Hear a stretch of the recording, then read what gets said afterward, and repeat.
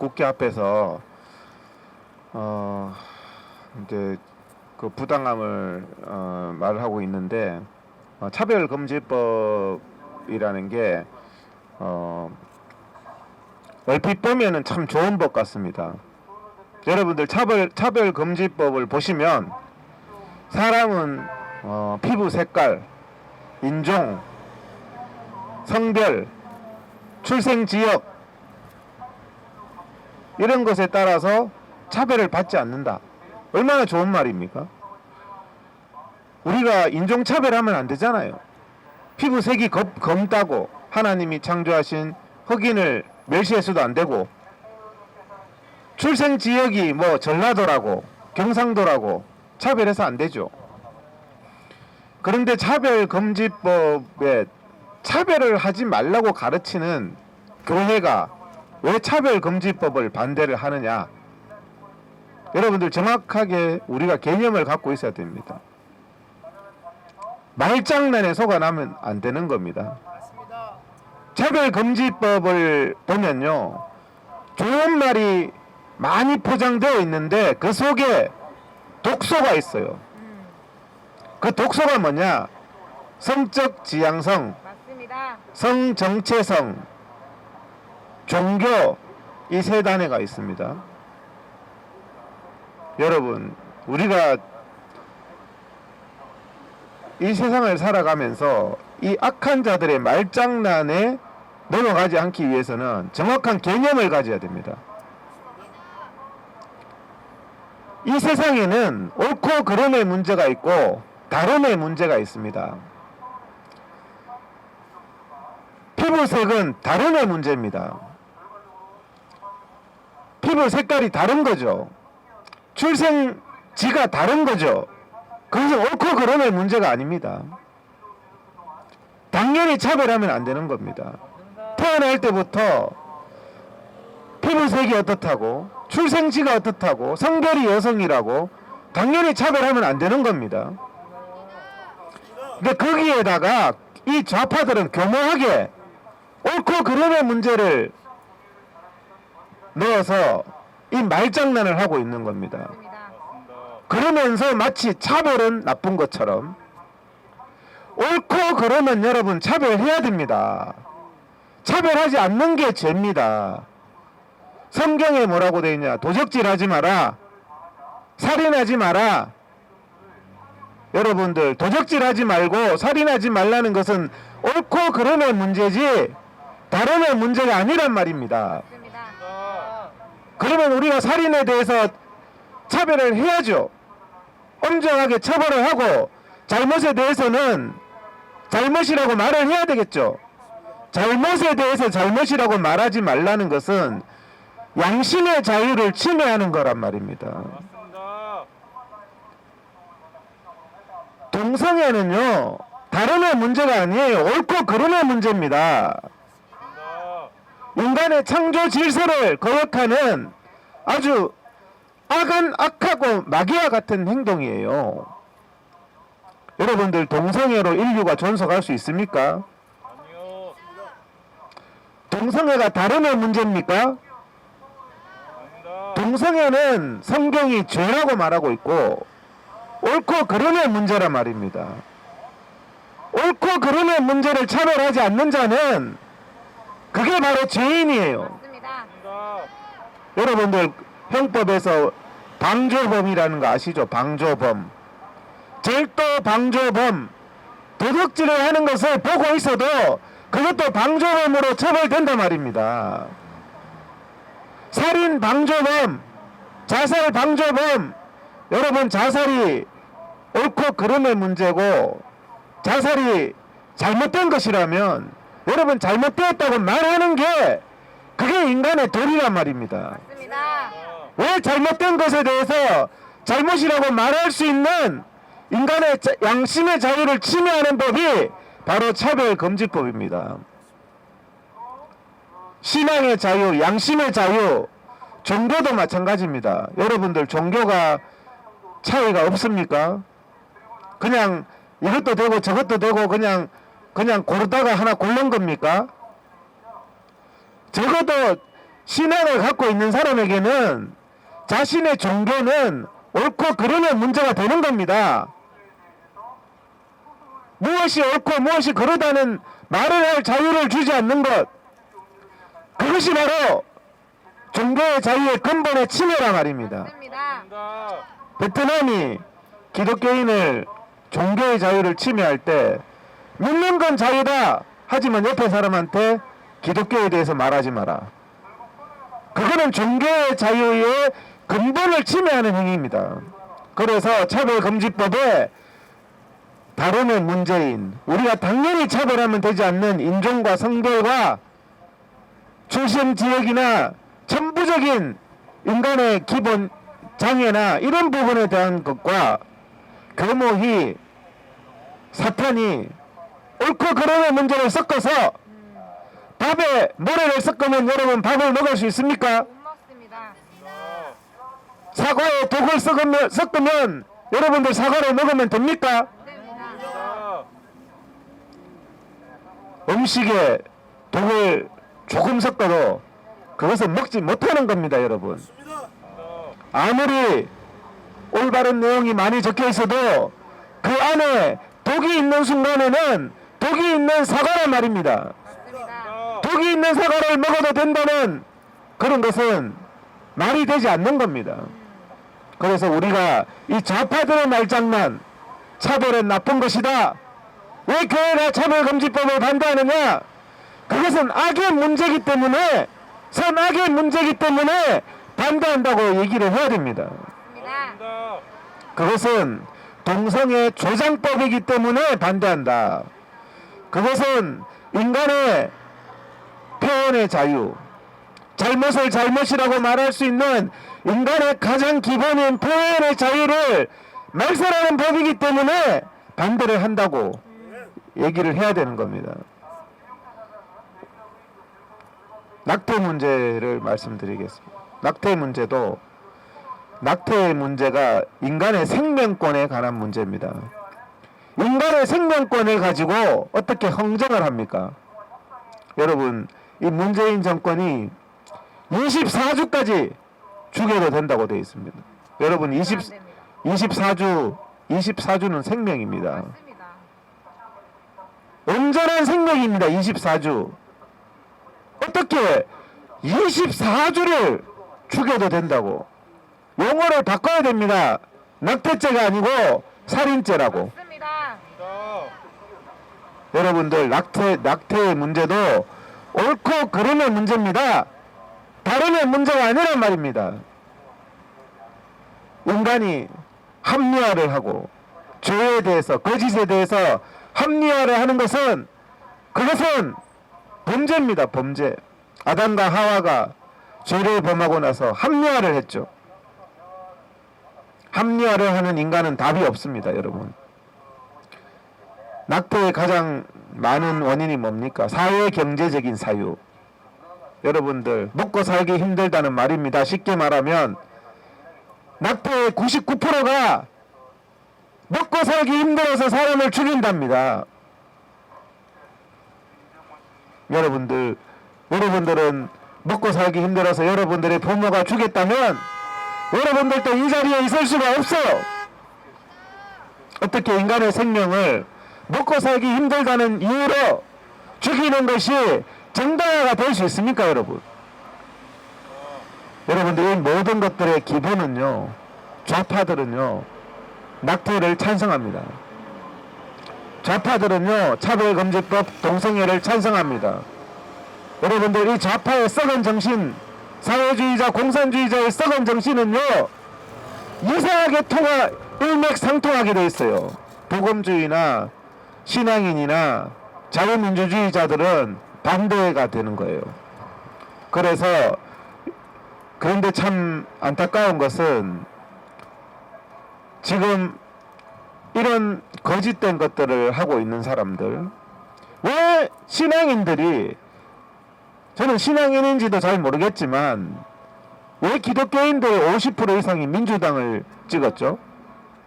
낙태를 24주까지 시키고 차별금지법을 추진하는 민주당을 왜 지지했냐 말입니다. 개념이 없는 행동입니다. 그 사람이 무슨 짓을 하는지 모르고 이번에 민주당이 통과시킨 교회 폐쇄법을 아십니까? 여러분들 교회 폐쇄법이 소위 이 문재인이가 방역이라는 거짓으로 감염병 관리법 제49조 사망사항이 교회 폐쇄법입니다. 9월 29일부터 실행이 되었습니다. 여러분, 추진하는 게 아니라 교회에서 목사가 설교할 때 마스크를 쓰지 않으면 교회를 폐쇄한다고 법에 되어 있습니다. 여러분들, 마스크 한 번 안 썼다고 교회 폐쇄하는 게 공산당이지 저희 민주주의 국가입니까? 여러분, 독재다. 49조 사항에는 교회에 간판을 내리고 십자가를 내린 공무원이 와서 내린다고 되어 있습니다. 여러분들, 이제 이 자유민주주의 국가인 대한민국에서 공무원이 완장을 차고 와서 교회에 십자가를 내리는 일을 이제는 법으로 보게 되었단 말입니다. 맞습니다. 맞습니다. 어떻게 이런 현실 속에서 침묵하고 외면하고, 여러분, 가수는 미스터 트롯은 5,000명씩 모입니다. 지금 미스터 트롯 인터넷에 그 티켓 끊는 광고를 보니까 한 회에 5,000명씩 10회 5만 명이 모이는데 자기들은 5,000명이 모여도 코로나가 없답니다. 말도 안 됩니다. 그게 K방역이랍니다. 제가 말하는 게 아니고 자기들이 그렇게 써놨어요. 자기들은 5,000명씩 모여서 실내에서 집회를 해도 미스터 트롯은 코로나가 없는 게 K방역이고 K콘서트라고 적어놨어요. 그런데 예배는 80%를 금지시키고 이 명령을 따르지 않으면 교회를 폐쇄시킨다는 법이 바로 민주당이 통과시켜놨습니다. 여러분, 2020년 9월 29일날 감염병 관리법 49조 사망사항을 읽어보세요. 지금. 그런데 이 좌파들이 자기들이 통과시켜놓고 이런 법이 없다고 거짓말하고 있어요. 평화나무라는 그런 인간들, 교회를 빙자한 인간들이 그런 법이 없대요. 그래서 제가 어제 이동욱 TV에서 그 법을 찾아서 눈으로 보여줬습니다. 여러분, 지금 실효 중입니다. 추진 중인 것이 아니고 지금 실행 중이란 말입니다. 그래서 지금 오페라의 유령 같은 그런 오페라는 스마트폰으로 보면 안 됩니까? 오페라는 스마트폰으로 보면 안 되고 예배는 스마트폰으로 보면 됩니까? 여러분, 오페라나 연극이나 극장은 스마트폰으로 보면은 감동이 없어서 안 되고 하나님께 드리는 예배는 스마트폰으로 보라는 문재인 정권. 여러분들, 기가 막힙니다. 오늘 코로나 환자가 600명이 나왔습니다. 누구 때문에 이렇게 600명씩 발생하고 있습니까? 지금 언론들이 이번에 가장 심각한 코로나 3차 폭발에 대해서는 누구 때문인지 말을 하지 않고 있습니다. 맞습니다. 왜 말을 안 하는지 압니까?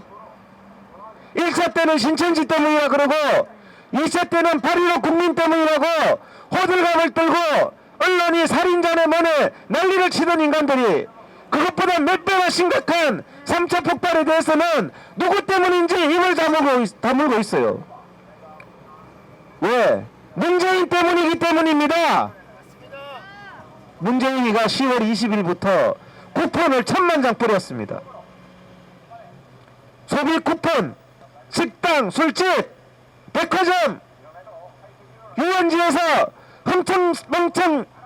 흥청망청 먹고 마시고 즐기라고 소비를 진작한다고 소비 쿠폰 1,000만 장을 뿌린 후에 지금 제3차 폭발이 일어나고 있는 겁니다.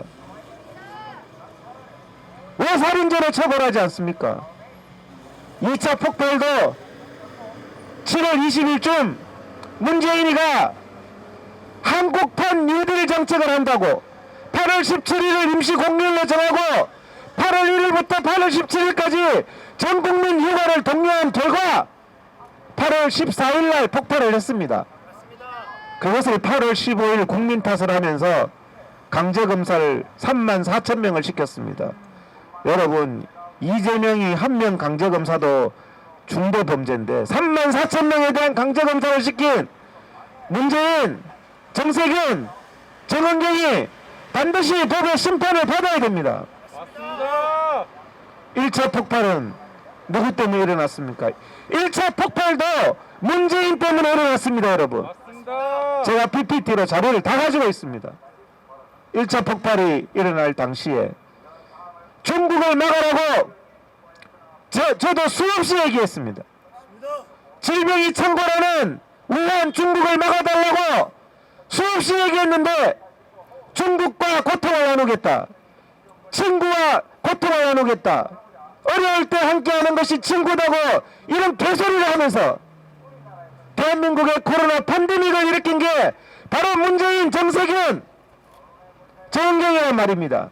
맞습니다. 그래놓고 우리는 어리석게도 신천지를 때려잡으니 그냥 희생양을 잡으니 신천지 때려잡으니 좋다고 하다가 두 번째는 외국 국민들이 8월 15일 날 다 때려잡혔습니다.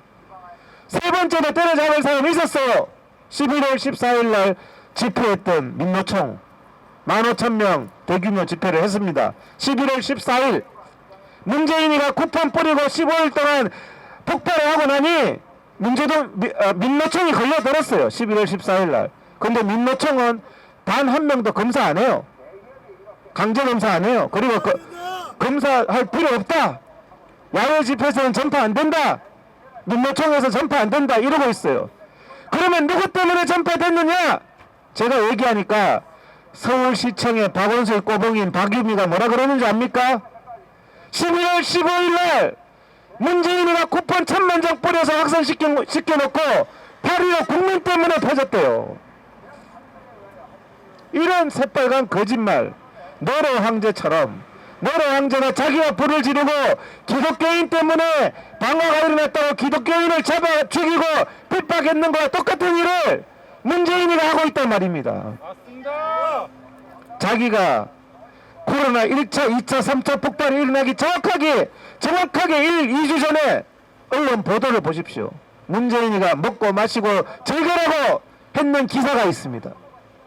그리고 나서 한국판 방역이다. 중국 막으라 할 때 한국판 방역은 K방역은 막지 않고 하는 게 K방역이라 그랬어요. 지금은 미국에서 입고 가는 사람을 왜 막습니까 지금?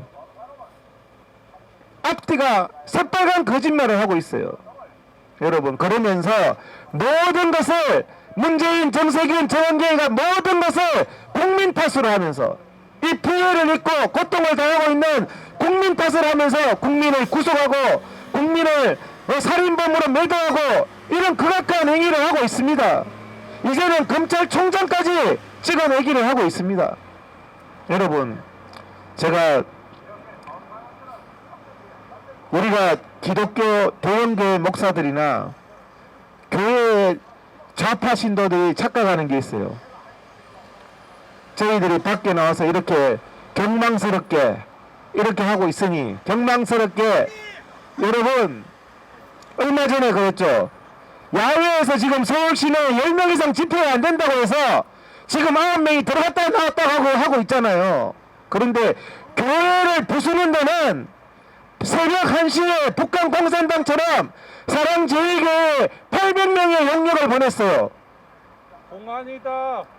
여러분들 이게 말이 됩니까? 교회를 부수는 데는 코로나 심각 상태에서 그날 580명이 확진자가 나왔는데 새벽 1시에 영역을 보내서 신체 접촉을 일으키고 밀고 땡기고 육박전을 하고 제가 그래서 성북구청 10명 이상 집회 안 된다는 성북구청 서울시 감염관리과 제가 전화를 했어요. 담당자에게 당신들 10명 이상 집회가 안 된다면서 800명이 교회를 부수는 것은 되냐 했더니 서로 자기가 모른다고 교회를 핍박하고 애국 국민을 핍박할 때는 서로 자기가 담당자라고 그러더니 교회를 부술 때는 서로 자기가 담당자가 아니라 그래요.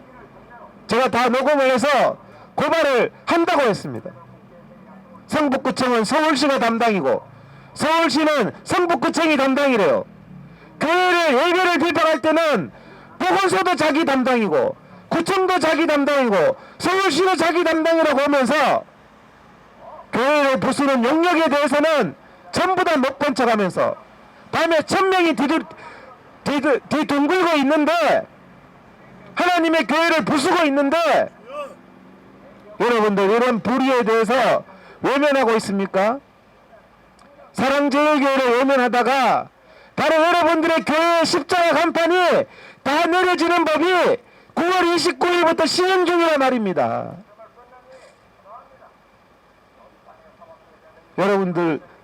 여러분들의 교회가 공무원이 와서 십자가를 내리고 간판을 내리는 법이 상상만 해도 끔찍한 법이 이미 국회에서 통과돼서 시행 중이란 말이에요.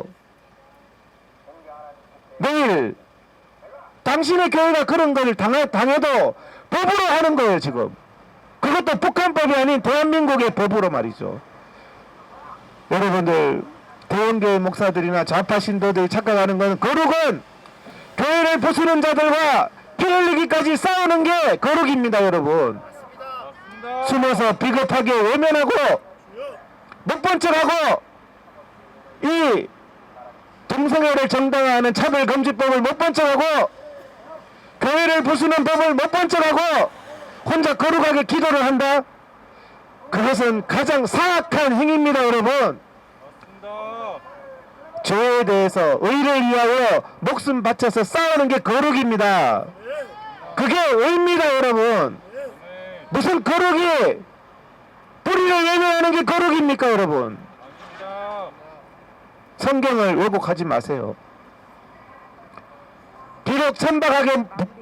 비록 천박하게 보이더라도 우리가 진리를 위해서 정말 싸우고 경찰서 끌려가고 법정에 서고 하는 것이 여러분들 그게 의고 진리입니다. 베드로도 깜빵에 갔어요. 바울도 복음 전하다가 깜빵에 갔어요. 여러분들 그 사람들이 죄를 져서 갔습니까? 의를 지키기 위해서 거룩을 지키기 위해서 감방에 간 겁니다.